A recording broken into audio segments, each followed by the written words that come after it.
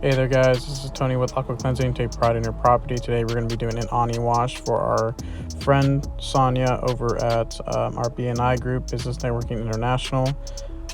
She is going to be having her birthday party at her house, and she wants to get her awning cleaned because there is going to be a lot of green, black, and yellow stains on it. That's going to be your mold, mildew, and algae. Just built over time.